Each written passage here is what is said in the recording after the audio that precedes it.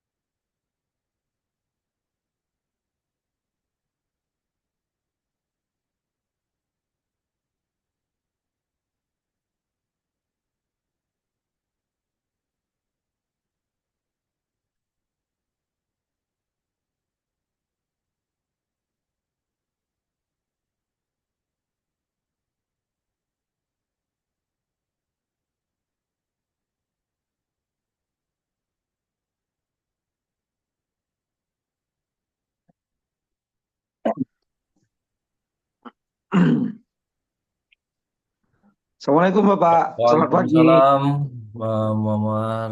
Apa kabar, sehat? Suara yang hilang ini Pak, habis nonton bola semalam.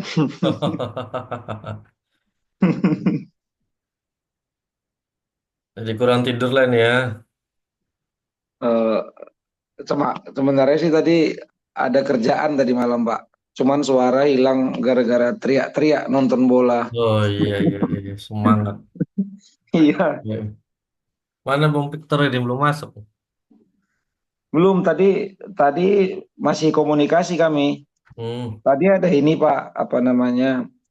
Kan di jam 10 ada mata kuliah hukum konstitusi yang tadinya Ibu Ibu Rika ya. Dan tadinya hmm, Ibu Rika itu dia di mata kuliah apa apa namanya yang perbandingan hukum tata negara.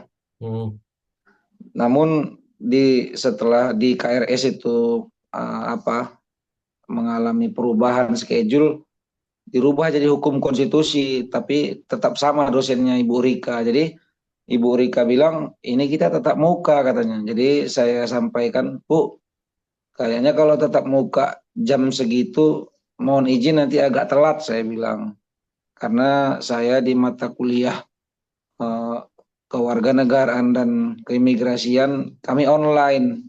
Dibilang ibu itu, loh setahu saya yang hari Sabtu tidak ada apa yang online, melainkan semuanya tetap muka. Jadi saya bilang, "Eh, Pak Mahendra posisinya bertugas di Bangka Belitung," saya bilang gitu.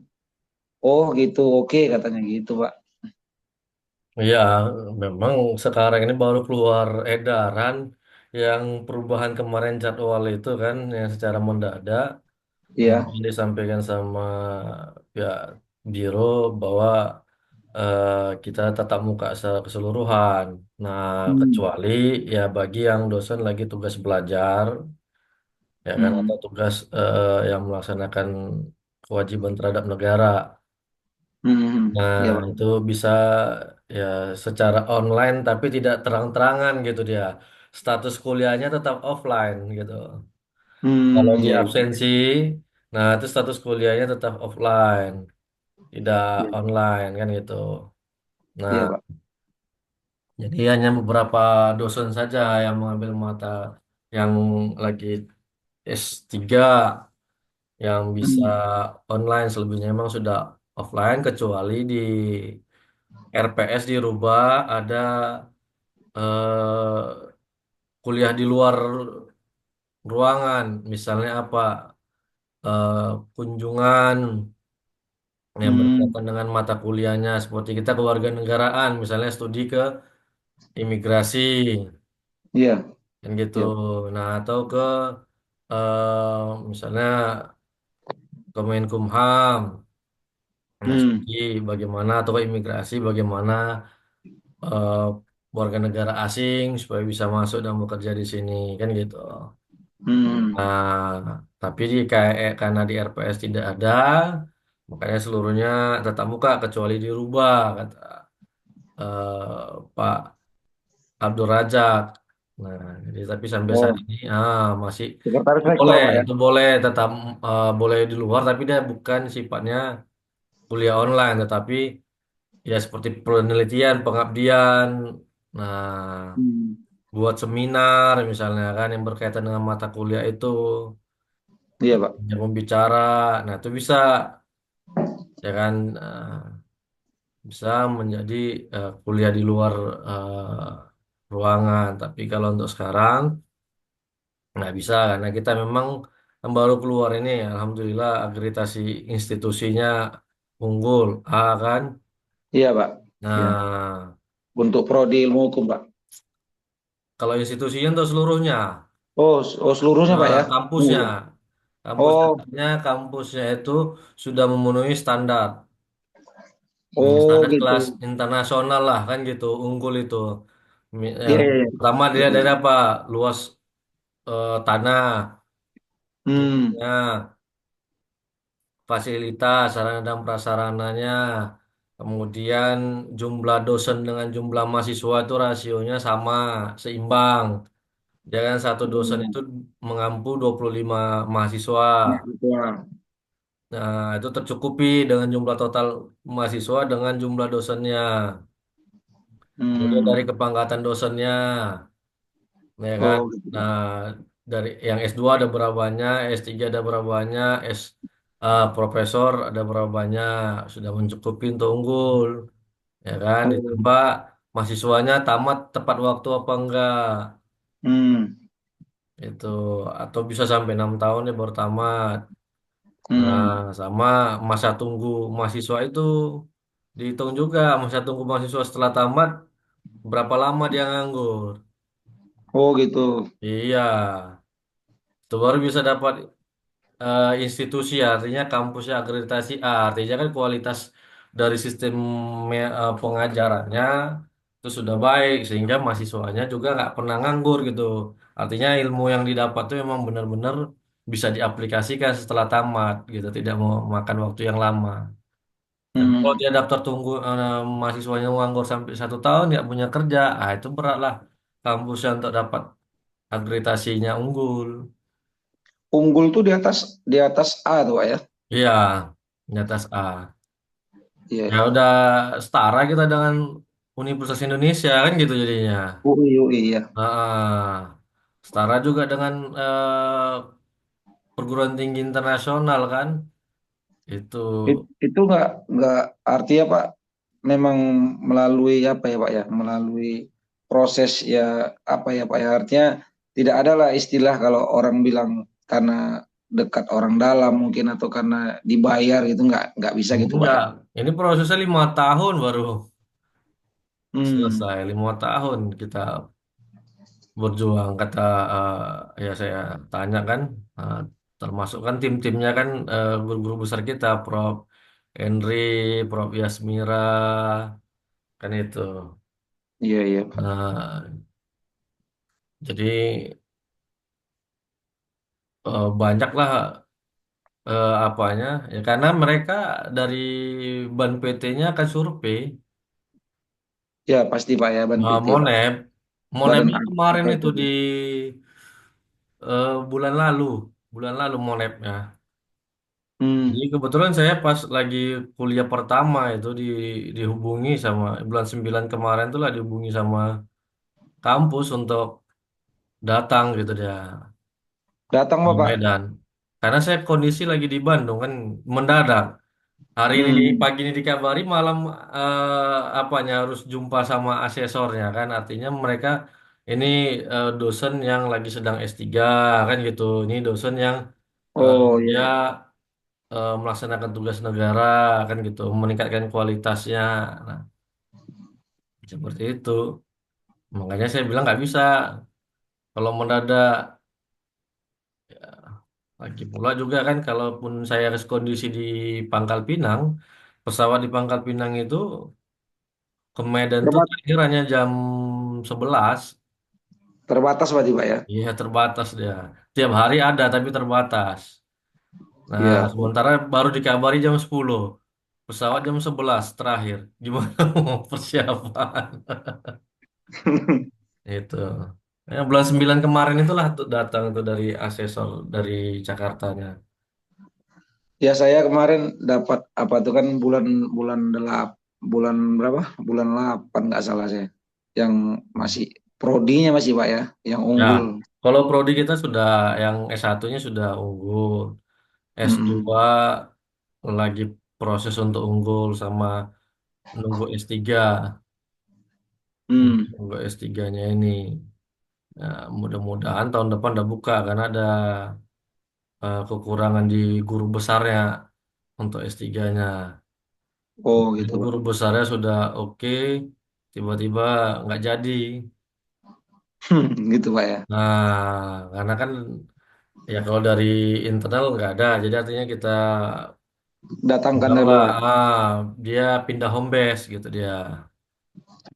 Kita Oh. belilah seperti naturalisasi.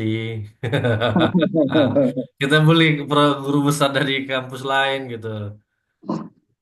Iya, Nah, iya, iya. itu. Besar biaya itu Pak. Nah, itu Per dia. bulan. Jadi mungkin hitung-hitungannya belum deal kan. Iya. Makanya masih nolak gitu dia. Membeli dia. Mudah-mudahan lah tahun depan. Makanya saya nunggu juga kan dari Pancabudi S3-nya namun nggak ada. Ya udahlah. Saya bismillahkan tahun ini mulai untuk lanjut lagi kan. Iya. Karena kalau tidak ya 2026 kemungkinan sudah nggak bisa lagi ngajar.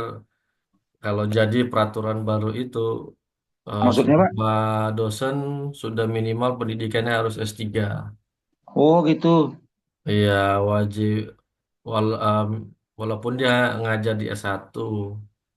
Itu Nah, harus S3 Pak ya. ya kalau jadi Hmm. rancangan undang-undang dosen dan guru itu dirubah kan gitu. Hmm. Nah, kalau belum ya masih bisa untuk ngajar S1 itu minimal S2. Nah, Hmm. itu. Nah, sama dulu yang ngajar S1 bisa S1. Kemudian Iya dulu. diubah kan gitu tidak boleh lagi S1 di 2000 paling lama 2014. 2013 paling lama dia harus selesai kalau nggak bisa ngajar. Nah, habis itu berubah lagi nanti kemungkinan tapi ya sampai saat ini masih hanya eh, apa saja rancangan dan belum menjadi suatu aturan hukum yang baru gitu dia. Nah, Ya kalau itu. S3 ya berat lumayan lah kalau tidak beasiswa.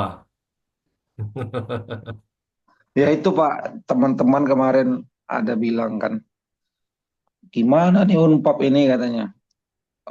Nggak ada ilmu yang didapat kata teman-teman itu kan. Hmm, Jadi saya bilang sama teman-teman itu, gimana, gimana kalian bilang kalian mau dapat ilmu? Saya bilang, orang dosen ngomong aja pun kalian nggak dengar, saya bilang, malah malah. Ya kalau kemarin itu Pak, mereka kebiasaan Pak kalau meeting Zoom itu kan, mereka matikan kamera Pak, off iya, kamera. betul. Nah, sementara saya ya orangnya memang suka seperti ini, memang harus tatap muka, nampak gitu Pak kan. Benar, Jadi ya artinya ya kita bisa lihat misalnya macam Bapak itu bicara bahkan ya maaf maaf apanya ya kita lihat gerak bibirnya apa yang dia katakan kan gitu kan supaya kita nangkap gitu loh. benar. Kita nangkap apa yang disampaikan oleh dosen gitu. Jadi Nah, saya ya ketika kuliah ya sampai yang ini S3, iya yang Pak. saya itu tadi yang saya lihat itu adalah apa yang disampaikan oleh dosennya itu yang menjadi catatan bagi saya catat gitu dia. Nah, Hmm, itulah ilmunya sebenarnya daripada teori yang di-share kan tidak ada penjelasannya secara detail. Ketika dia menjelaskan itulah ada maknanya kan. Nah, makna dari hmm, materi itu yang perlu kita catat. Nah, memang ya itu tadi banyak mungkin review bisa jadi gara-gara itu juga ketika kuliah online itu kan banyak mahasiswa hasil review dari kampus yang off kamera kan gitu. Nah, iya. dia menyebabkan Nggak, itu. satu lagi pun Pak yang saya lihat, saya juga bukan bermaksud untuk mencibir atau mengatakan teman saya tuh tidak baik, namun saya kecewa saja gitu artinya ketika nanti dosen itu nanti pun berbicara menyampaikan materi di baik di online ataupun offline, nanti mereka malah mengatakan nggak ngerti aku apa kata bapak ini, nggak ngerti aku apa kata ibu ini. Itu di belakang Pak, itu di belakang setelah bubar gitu.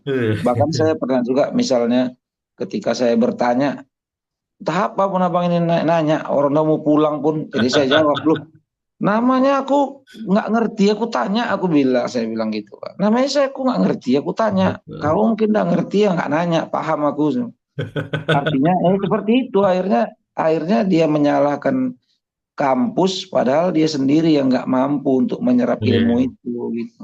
iya sama berarti. Saya dulu juga gitu, S1 ketika kelas ya kan kawan-kawan langsung bilang, Mahendra, Hmm. jangan bertanya ya, kalau kau udah nanya lama katanya. Iya iya Udah, saya gitu. udah mau pulang, udah mau pulang pun nanya juga kata. Ya itu Ya ya dosen namanya kita nggak tahu. Ya satu, kedua Pak, penasaran dosennya gitu. dosennya juga gini Pak, dosennya dia baru ngasih kita kesempatan Pak untuk silakan bertanya katanya gitu. Ya Hmm. jadi ya kita bertanya Pak gitu. Iya benar. Nah terkadang kenapa gitu mahasiswa?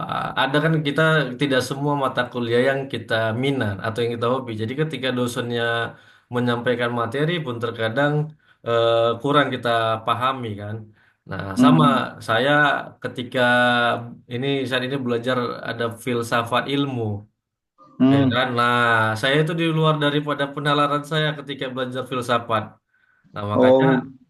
ketika saya jadi mahasiswa filsafat, ya saya hanya mendengar Budiman aja. Untuk bertanya, saya juga nggak tahu apa yang mau saya tanya, karena saya tidak paham.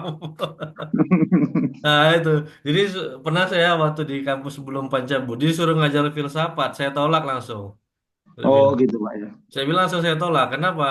Saya sendiri tidak memahami filsafat itu gitu. Bagaimana saya memberikan pemahaman sama mahasiswa? Mahasiswa. Nah, filsafat itu kan kita berbicara analogi. Nah, berbicara perumpamaan. Ya kan, ibaratkan seorang penyair itu eh apa filsafat itu misalnya ketika berbicara mengenai kopi, apa kopi itu? Nah, Hmm. pasti setiap orang akan berbeda pendapatnya.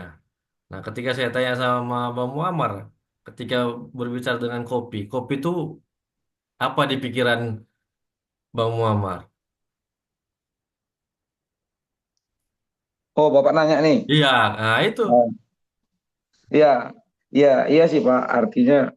Artinya sejauh filsafat itu kan eh, apa ya Pak? Untuk pertanyaannya radikal ya Pak ya. Pertanyaan yang lebih mendasar, Iya, yang lebih nah itu dia. untuk apa? Untuk apa hidup Nah, dan iya, ada apa makanya. setelah mati. Kopi pun ditanya juga. Kopi Iya. itu apa? Dari mana? Dan segala macam. Memang gitu Kan Pak. maknanya itu tadi berbeda pasti setiap sudut pandang orang. Nah, ada yang dia Iya. kopi itu menikmatinya dengan cara apa? Hanya diseduh air saja. Nah, Hmm. tanpa dipakai apapun sudah nikmat kan gitu. Oh Ya. enggak, ada yang bilang kopi itu ketika Bagi pakai air sebagian orang. ditambah gula lagi. Ah, itu baru nikmatnya nampak kopi itu katanya. Nah, berbeda lagi. Enggak, kopi itu nikmat ketika ditambah susu katanya. Nah, itulah pandangan itu ya mereka kan punya. sudut pandang sendiri untuk mengatakan kenikmatan itu, ya kan? Iya, Tidak bisa kita protes gitu dia. Nah, iya. jadi makanya saya bilang kalau salah kita menafsirkan dengan ya saya hanya berpatokan kepada ini aja, kenikmatan itu saya artikan ketika kopi pakai air aja. Yang lain tuh nggak Hmm, bener itu. Nah, itu iya. kan begitu jadi akhirnya ketika dia hanya berpatokan kepada analogi berpikirnya sendiri. Nah, itulah dia. Makanya di situ saya tidak masuk. Nggak bisa saya mau menafsirkan secara universal filsafat itu karena pada dasarnya filsafat itu berbicara kepada individual kebanyakannya daripada universalnya gitu. Hmm, gitu Pak. Nah, begitulah dia kan makanya wajar ketika ada mahasiswa yang ketika selesai entah apa punya dibilang dosen itu ya kan karena memang dia tidak minat ke sana tapi coba ketika dia belajar pidana semangat itu dia pasti karena bidangnya itu kan gitu dia. Hmm, Nah, makanya seperti tata negara ini tidak ada satu mahasiswa pun yang minat belajar hukum tata negara. hmm, Nah, sangat sedikit mayoritas yang hobi itu. Kenapa ya berbicara bagaimana negara ini, kewenangan negara, pembentukan negara, bagaimana sistem pemerintahan yang baik, bagaimana mengelola keuangan negara kan gitu. hmm. Ya, Luas cakupannya Pak ya. iya. Tapi mereka tidak ada nggak menyadari bahwa induknya daripada hukum publik itu ya tata negara seperti hukum pidana. Iya, Nah, iya hukum pidana itu ya masuk kepada hukum publik gitu dia. iya. Nah, misalnya sospol masuk kepada sebenarnya hukum publik dia berbicara politik hukum kan gitu, bagaimana pembentukan peraturan perundang-undangan. Nah, itu sebenarnya kita lebih ya dari segi konsentrasi itu lebih tua kedudukan kita daripada konsentrasi yang lainnya gitu. Nah, hanya saja memang itu tadi ya nggak berani orang untuk mencoba tantangan.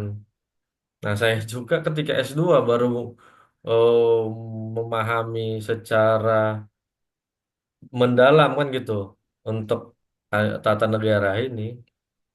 Nah, Hmm, kalau dulu ya enggak. Nah, inilah nantinya S3 ini akan lebih mendalami lagi karena banyak ya ternyata kan perbedaan-perbedaan dalam penafsiran yang dilakukan oleh pemerintah ya kan dalam peraturan perundang-undangan itu makanya banyak akibatnya ya gugatan-gugatan di Mahkamah Konstitusi kan gitu. iya. Khususnya ya di bidang saya ketenaga kerjaan sangat banyak hal-hal yang ya dari Undang-Undang Cipta Kerja itu menjadi gantung. Wah, si Victor internetnya habis ke kampus aja nih maunya. Pakai WiFi kampus nggak ada? Ya bisa aja kan. Kalau emang lagi di kampus ya pakai WiFi kampus ada kan?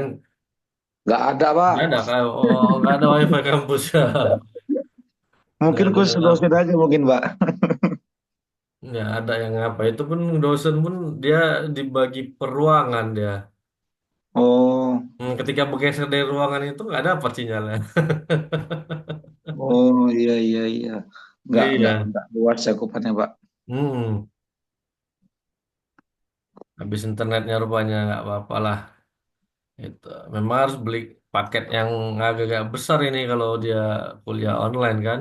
Kalau nggak harus pakai WiFi cari di kedai kopi ya kan numpang WiFi-nya. Saya saya kebetulan di rumah pakai WiFi Pak. Iya. Pakai WiFi.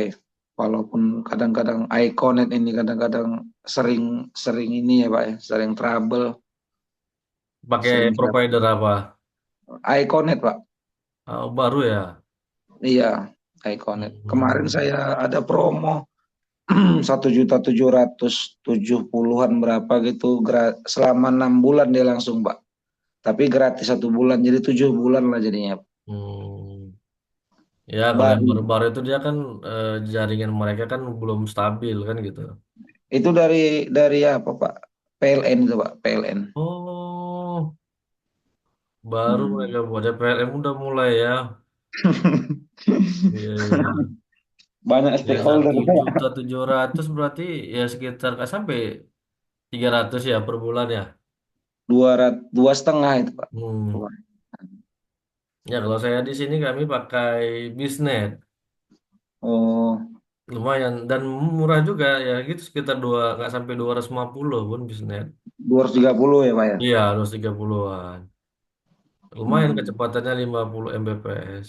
Uh, banyak lah itu Pak. Saya Ya. cuma 20 Nah, Mbps. berarti sama dengan itulah BUMN ya kan sama dengan IndiHome. IndiHome juga seperti itu. Iya, iya, benar. IndiHome. Makanya kadang hilang kadang enggak dia ya kan IndiHome ini sekarang ini. Hmm. Berarti nanti jam 10 ya ke kampus. Jam 10 masuknya Pak. Oh, jam 10 masuk ya. Iya. Bu Rika ya. Bu Rika Pak. Iya, Bu iya. Rika Ginting ya, Jamin Iya, Ginting ya. iya, ya, makanya ya Bu Rika juga nggak tahu dia kan. Nah, Iya, memang semuanya memang sudah offline, tidak ada lagi kelas online gitu dia. Saya lebih senang memang kelas offline kalau bisa offline saya offline kan. iya Pak. Nah, lebih enak. Nah, ya ketika online ya mana yang on kamera itulah yang kita bisa hafal kan gitu wajahnya orangnya sering berinteraksi kan gitu. Tapi kalau yang Iya sering Pak. offline ya nggak nampak dia yang off kameranya. Nah, karena kan Iya. kalau di Zoom ini kan tidak bisa semua tampil ya kalau jumlah siswanya banyak. Ada slide duanya, ada slide tiganya. Kadang kan dosen tuh hanya ngelihat yang di slide pertama aja sampai muncul kan. Iya, Nah, iya. itu dalam baik kita lanjutkan sedikit nggak ada masalah sambil kita bincang-bincang hal-hal yang lainnya tidak ada masalah Iya Pak.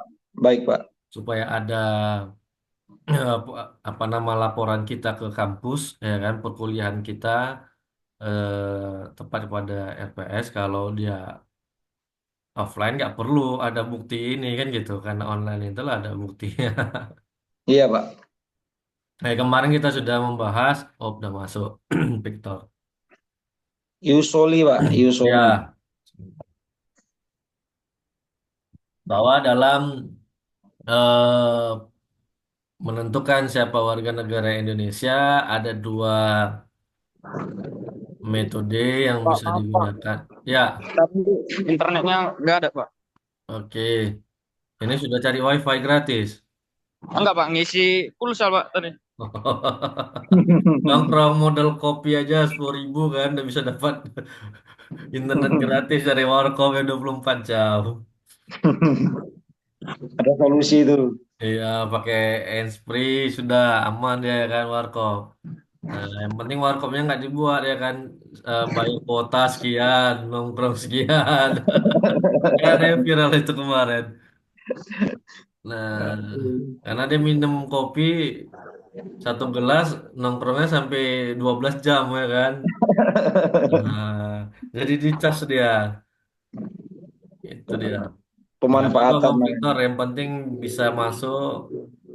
Ya kan kita pun juga makanya ya kalau supaya bisa cepat nanti minggu depan kita mulai dari 7.45 ya kan ataupun setengah 8 kalau memang apa di Iya Pak. sebelum Setengah jam 8 mendoki 9. itu Pak.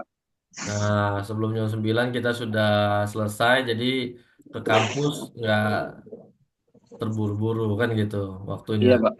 Iya Pak. Nah, karena jam 10 sudah ada kelas, berarti minggu depan nanti kita sepakati aja jam 7.30. Ya, kalau ada memang perubahan mau jadwal sampaikan saja di grup. Jadi biar kita bisa langsung rubah gitu dia. Karena Iya kalau Pak. nggak ada, ya saya juga nggak tahu gitu kalau ada lagi kelas kan setelah ini gitu. Iya. Nah, Oke ya Pak. memang Oke. yang kelas online itu ya yang saya tahu ya seperti saya sama Pak Rahul. Pak Rahul itu kan lagi S3 juga. Nah, ini ada yang dosen tahun ini masuk lulus juga, Kalau Pak beasiswa Indra Pak, Pak Indra. Indra Tanjung. Iya Pak. Lagi S3 juga kalau nggak salah. Tapi beliau apakah di sini atau kayaknya sudah tatap muka sudah nggak lagi tinggal hanya apa saja itu penelitian. Dia kan kuliah itu hanya 1 tahun S3 ini tatap Iya Pak. muka. Oh, oh setahun ya Pak? 1 tahun saja tatap muka. Setelah itu nggak ada lagi tatap muka, langsung penelitian selama 2 tahun. Oh, Nah, itu dia ya. Jadi beliau sudah selesai untuk pendidikan tatap mukanya gitu. Makanya sudah bisa ya balik kan. Hanya tinggal nyusun itu. Itu yang lama. Karena dia minimal ya 300 halaman. widih, banyak banyak bener Pak. Iya, kayaknya ngumpulkan data itulah. Kalau S2 aja sudah 125 minimal 120. Tesis itu Pak ya. Ya, tesis S1 kan 60-an. Ya, untuk jumlah Hmm. halamannya. Karena ada memang ketentuan. Beda memang di negara Malaysia, dia tidak melihat dari jumlah halaman, tetapi sampai dia yang diapain. Nah, dan bedanya dengan Indonesia, Pak, mereka tidak ada rumusan masalah gitu. Oh, Langsung seperti ya cerita saja gitu, narasi. Ya, hmm. seperti buku, buat sebuah buku. Iya, Nah, jadi tidak nggak ada ada masalah tidak ya ada seperti buat buku rumusan gitu ya. rumusan masalah. Ya ada. Kenapa? Mereka nggak punya masalah. Indonesia yang banyak masalah. Makanya perlu rumusan masalah. Iya, karena ya dibilang sama dosen saya kan yang di S3 maupun ada S2 dulu seperti itu.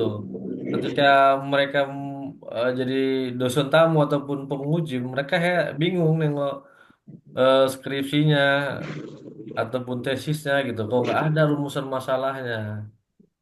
Karena memang Hmm. seperti itu. Karena kan tujuan ya dari ilmu itu untuk menciptakan ilmu baru misalnya. Berarti kan harus membuat suatu teori ataupun pendapat ataupun klasifikasi. Makanya kan tidak ada eh, perlu rumusan, dia fokus kepada satu, bisa banyak hal yang bisa dirangkum di situ. Nah, bagi mereka di sana kan itu. Tapi memang bagus perkembangan ya, tidak hanya terfokus satu titik saja gitu. Nah, kalau kita kan terfokus pada satu titik penyelesaiannya jadi lama gitu. Kalau mereka kan banyak masa, ya semua fenomena itu bisa digabungkan menjadi satu gitu dia. Nah, kalau kita kan tidak hanya satu masalah atau satu titik saja sudah kan gitu. Satu fenomena yang dibahas sampai tuntas, baru pindah ke fenomena lain gitu. Kalau mereka tidak gitu. Dan nanti bisa dikembangkan sama penerusnya semua fenomena itu. Si apa Pak? Si Grevo Gerung Pak. Grevo Gerung adiknya Rocky Gerung.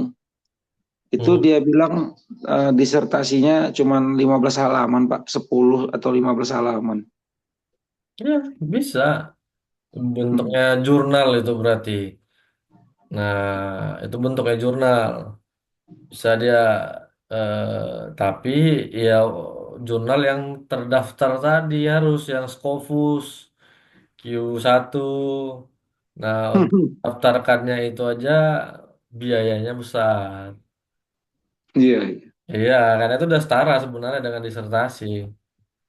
Ya seperti itu sebenarnya. iya, iya, Nah, tapi ya itulah setiap negara kan memiliki sistem pendidikan yang berbeda-beda kan. iya. Nah, ya seperti untuk menentukan guru besar itu ada namanya KUM kan gitu, angka kredit. Nah, kalau di luar negeri nggak ada dikenal itu angka kredit itu. Gitu. Orang tuh konter aja Pak, case aja Iya. Pak. Makanya banyak guru besar yang muda-muda kalau di Malaysia kah, di India, Australia banyak profesor itu yang masih muda gitu usia di bawah 40 tahun. Iya. Hmm, itu yang penting dia ya itulah makanya setiap negara. memiliki sistem berbeda-beda. tergantung dari menterinya. Selera menteri bagaimana, ya itulah yang harus diikuti. Baik, jadi kemarin Yus Soli kepada di mana yang bersangkutan lahir. Sedangkan Yusang Winis berdasarkan keturunannya atau orang tuanya. Nah, Indonesia menganut azas Ius Sanguinis. Nah, tetapi berdasarkan Undang-Undang 12 2006, ya kan? Nah, kita juga bisa menganut ajas Ius Soli ketika apa anak yang lahir di Indonesia yang tidak diketahui di mana orang tuanya. Kan gitu. Nah, Hmm. jadi ya karena dia lahir di situ, lahir di Indonesia, maka dianggaplah dia sebagai warga negara Indonesia. Padahal kita tidak kepada tempat kelahiran kan gitu. Nah, makanya kita penggabungan sebenarnya. Nah, kenapa kalau kita menganut ajas keturunan berarti yang anak yang lahir ini harus diusir, dideportasi dari Indonesia kan gitu. Karena nggak tahu siapa orang tuanya. Nah, itulah kita tidak bisa kan menghilangkan hak asasi manusia sesuai dengan Undang-Undang Dasar kita, ya, dari pasal 26 sampai seterusnya hak untuk hidup dan lain sebagainya. Nah, maka Undang-Undang 12 2006 mengakomodir kan itu. Ketika anak yang lahir di Indonesia yang kemarin, nah, ini kan anak yang baru lahir yang ditemukan di wilayah negara Indonesia selama ayah dan ibunya tidak diketahui. Kan itu. Nah, atau ayah dan ibunya tidak mempunyai keluarga negaraan atau tidak diketahui keberadaannya. Nah, itu sama dengan dianggap sebagai warga negara Indonesia. Nah, selain ius soli, makanya kita ada menganut asas kewarganegaraan tunggal dan kewarganegaraan ganda terbatas. Ya kan? Nah, kalau dia tunggal, yang menentukan satu kewarganegaraan bagi setiap orang. Nah, kewarganegaraan ganda ini menentukan kewarganegaraan ganda bagi anak-anak sesuai dengan ketentuan yang diatur dalam undang-undang. Nah, ini seperti tadi misalnya contohnya anak tadi lahir nggak tahu nih orang tuanya, namun beberapa tahun kemudian misalnya kan si ayahnya datang, ternyata ayahnya dari luar negeri. Nah, sana mengandung ajas keturunan juga bisa anaknya mendapat kewarganegaraan. Ya kan, seperti di Belanda misalnya, bapaknya orang Belanda ternyata ibunya orang Indonesia. Karena bapaknya nggak bertanggung jawab ditinggalkan lah misalnya kan gitu nggak tahu ibunya siapa.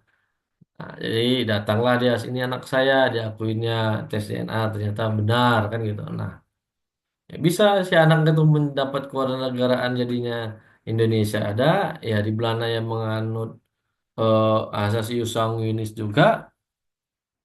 Nah, bisa mendapat juga dia kewarganegaraannya gitu.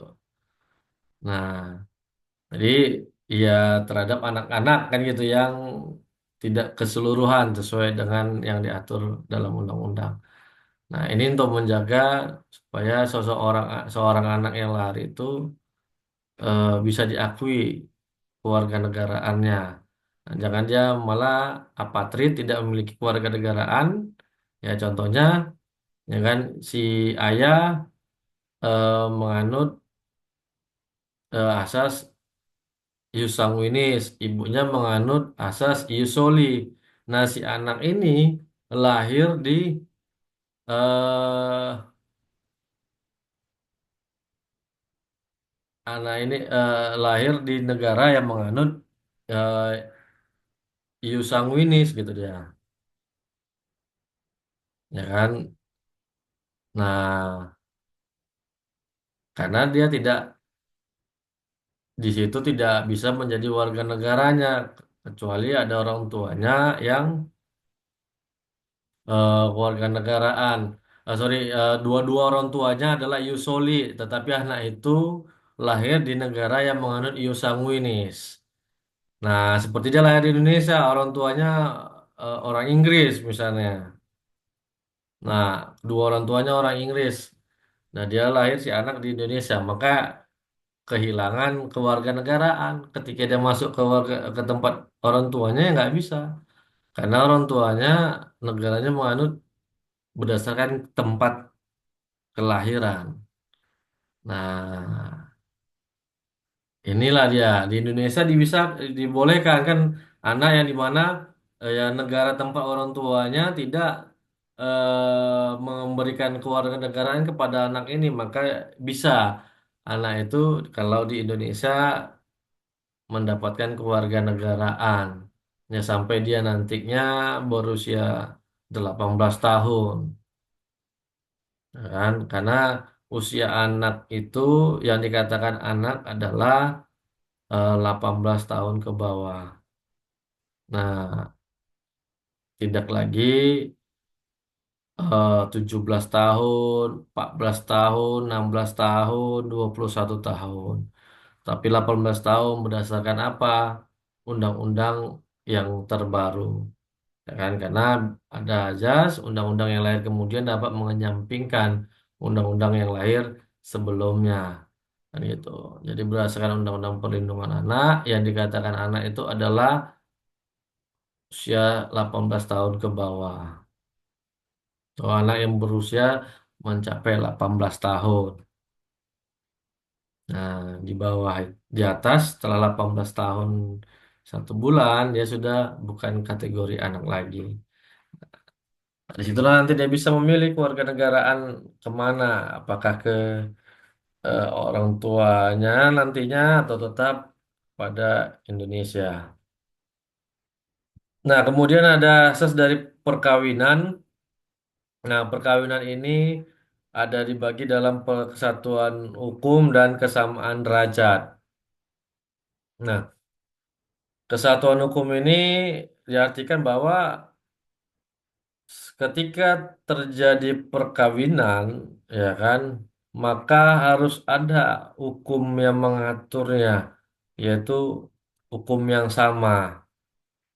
Jadi tidak mungkin perkawinan itu berdasarkan lintas negara, ya kan? Nah, karena akan mempersulit nanti bagaimana keturunannya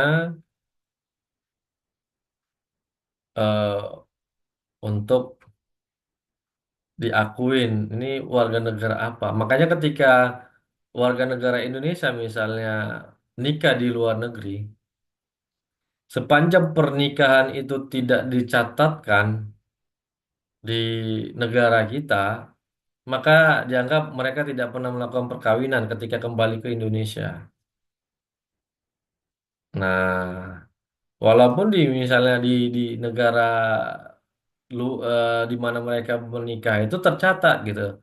Tetapi karena tidak melakukan pencatatan, ya dia tidak bisa eh, dibuat gitu dia sebagai warga negara Indonesia ataupun benar telah melakukan pernikahan. Nah, jadi pencatatan itulah untuk menunjukkan siapapun ya kan yang berada atau melakukan perkawinan at- ketika dia berada di wilayah Indonesia, warga negara Indonesia, maka harus pencatatannya tetap di Indonesia, ya kan? Nah, karena untuk menciptakan kesatuan dalam keluarga, maka per anggota keluarga harus tunduk pada hukum yang sama. Nah, jadi nggak bisa anaknya WNA, bapaknya WNI, ataupun suaminya warga negara asing, istrinya tetap warga negara Indonesia. Nah, ketika mereka untuk administrasi, ya kan, administrasi negara menggunakan hukum apa gitu dia. Nah, ini kan sangat bahayanya kepada anaknya nantinya. Repotnya seperti itu. Nah, anaknya sekolah ketika di Indonesia, sementara orang tuanya bukan warga negara Indonesia, nah sulit untuk pencatatannya kan gitu. Nah, maka Yang kedua juga untuk pembagian misalnya harta, ya kan? Nah, ketika beda negara pakai hukum mana untuk baginya ketika terjadi perceraian ataupun perwarisan? Nah, ini yang menjadi repot, ya kan? Ini yang akan menjadi konflik akhirnya. Nggak bisa menggunakan hukum internasional. Nah, maka perkawinan itu harus satu hukum, harus dilaksanakan berdasarkan hukum yang diatur oleh di negara mereka. Nah, itu dari asas kesatuan di mana mereka menikah gitu deh. Nah, seperti naturalisasi lah salah satunya dia harus pindah ke warga negara Indonesia ketika dia mau nikah di Indonesia. Tidak bisa dia tetap menyandang warga negaranya ketika dia eh, dengan nikahnya di Indonesia gitu. Harus dia eh, menjadi warga negara Indonesia terlebih dahulu. Paling tidak sih kalau saat ini masih bisa dia menggunakan apa ya izin tetap tetap apa izin tetap, ya kan. Nah, yang 2 tahun sekali atau berapa tahun sekali dia diperpanjang.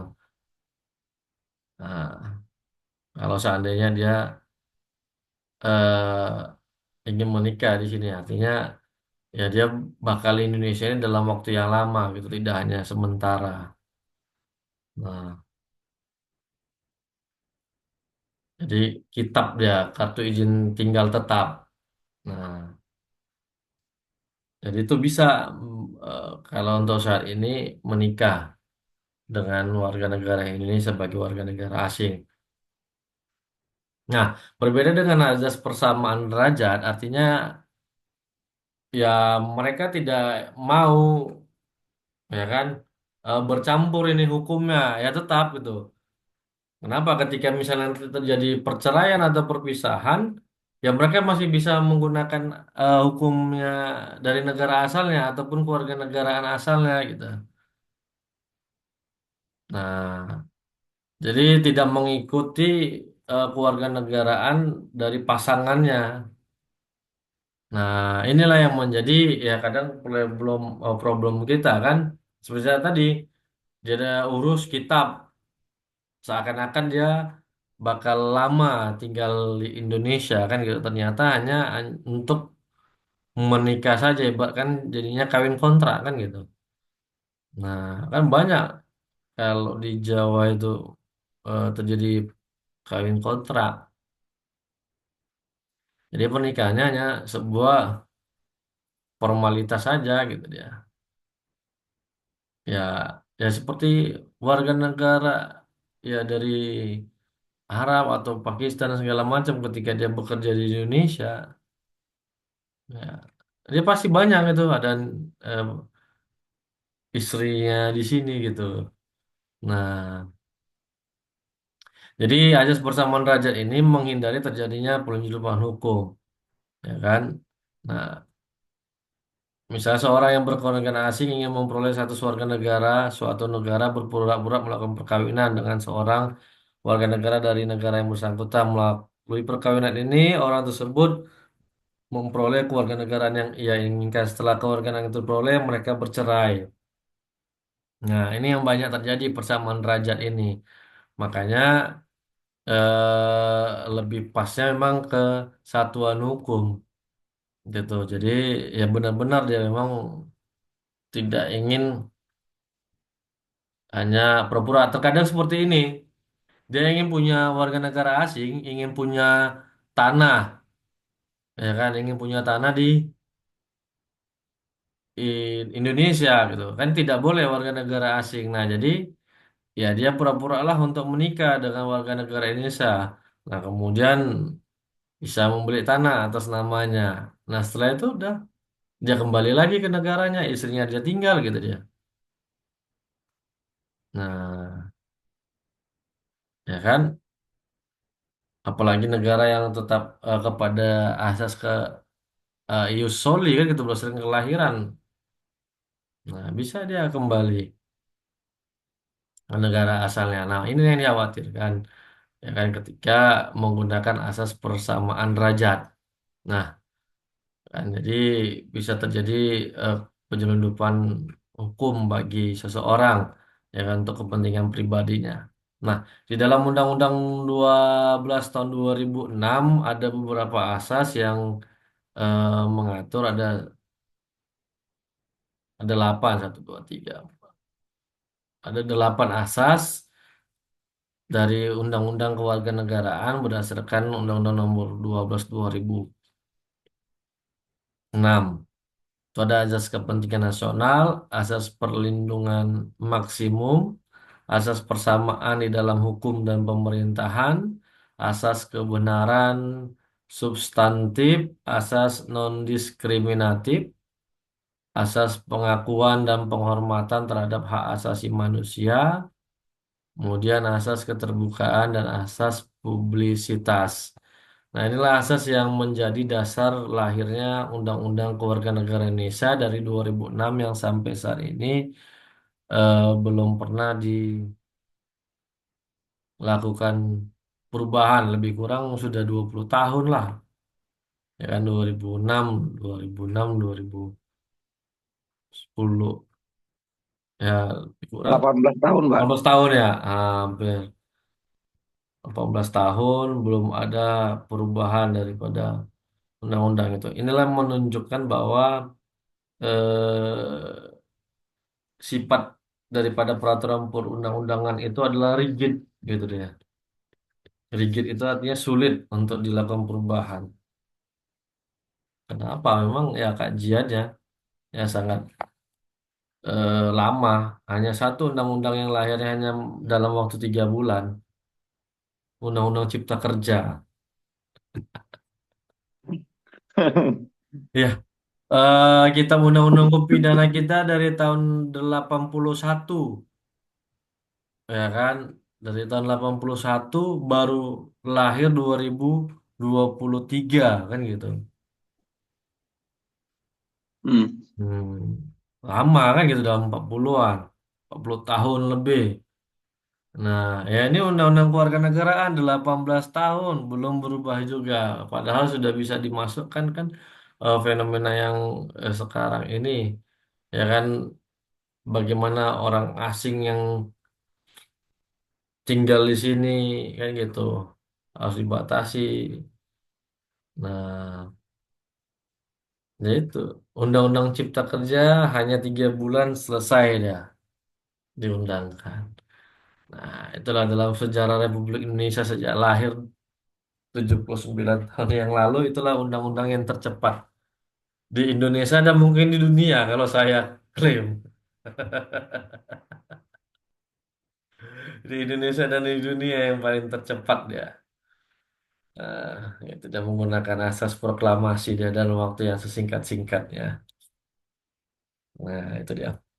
Nah, jadi kalau asas kepentingan nasional, ya untuk kepentingan nasional yang bertekad kepada mempertahankan kedaulatan sebagai negara kesatuan yang memiliki cita-cita dan tujuan sendiri. Ya, kalau ini apa layarnya undang-undang supaya memahami, ya kan, eh, siapa saja yang bisa dikategorikan sebagai warga negara Indonesia. Nah, supaya tidak sembarangan orang masuk kemudian mengaku sebagai warga negara Indonesia. Tujuannya itu tadi banyak untuk menguasai ekonomi gitu dia.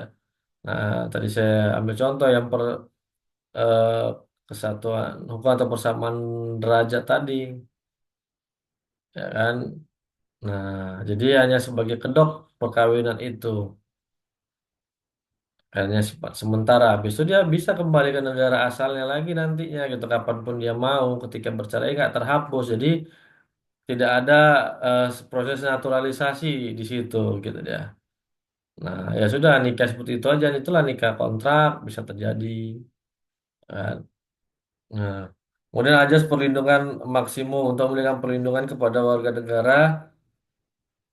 Nah, ketika dia misalnya ke luar negeri ataupun di dalam negeri, apa saja kan hak-hak seorang warga negara itu yang diatur oleh pemerintah. Nah, hak untuk hidup, hak untuk em, mendapatkan rasa aman, kemudian hak untuk mendapat mengevaluasi diri, gitu dia. Nah, kebutuhan-kebutuhan yang sangat mendasar lah yang dipenuhi oleh undang-undang gitu dia kepada setiap warga negaranya. Dan rasa aman, rasa sosial, kemudian penghargaan, kemudian aktualisasi diri.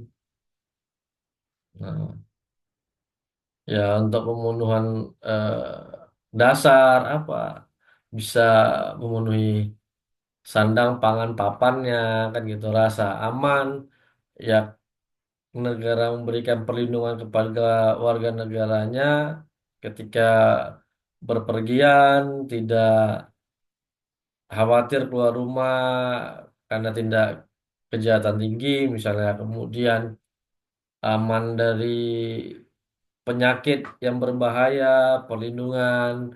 Nah, itulah menjadi hak dari eh, warga negara, diatur di dalam undang-undang kewarganegaraan ini. Nah, itu untuk memberikan asas perlindungan maksimum. Nah, kan. Jadi ya seperti kita di Medan ya kalau dulu mau pulang jam berapa saja nggak ada khawatir kan. Tapi kalau sekarang ini udah nggak berani kalau pulang tuh naik kereta kan. Ya bagus nginap di rumah kawan ataupun di mana kan. Ya bahaya, Pak. Pulang jalan kaki nantinya. Nah itu tadi. Nah inilah yang berkurang sudah kan asas kewarganegaraan kita diberikan oleh pemerintah Kota Medan kan gitu, perlindungan maksimum. Nah, waktu COVID, nah itulah perlindungan maksimumnya untuk mencegah banyak jatuhnya korban jiwa. Nah, memang kelebihan tinggal di kepulauan ini itu aman ya daripada kejahatan yang ya ranmor ataupun begal. Kenapa? Karena kepulauan dia kecil, jadi mau lari kemana dapat dia. Makanya kayak saya seperti saya kalau sudah pulang kerja ya di rumah gitu. Kalau ada yang ngajak ngumpul nggak berani gitu ke sekitar di Pangkal Pinang ini. Kenapa? Ketika ada wartawan atau orang yang tanda sama kita difoto, udah besok dipanggil. Padahal tidak ada kan gitu bahas perkara ataupun yang lain-lain hanya sifatnya duduk-duduk ngopi. Itu karena kotanya kecil gitu. Jadi ya kita kemana orang bisa tahu. Ya saya pernah kan agak jauh. Tiba-tiba kawan kantor apa kan? Ngapain Pak ke sana kata ya. Kayak misalnya ngapain Pak ke daerah Sunggal gitu dia ya kan. Padahal rumahnya di Tembong kok jauh kali mainnya ke sana. Ah, bisa nampak dia ya kan. Nah, itu. Nah, kemudian asas persamaan di dalam hukum dan pemerintahan ini yang merupakan harga mati yang diberikan undang-undang warga negara kepada kita, tidak ada perbedaan dalam pelayanan, ya kan. Semuanya adalah berdasarkan keadilan, semua sama kedudukannya, ya kan, tidak ada membedakan ketika diberikan pelayanan publik, yang punya uang bisa didahului, yang nggak punya uang bisa belakangan, kan gitu.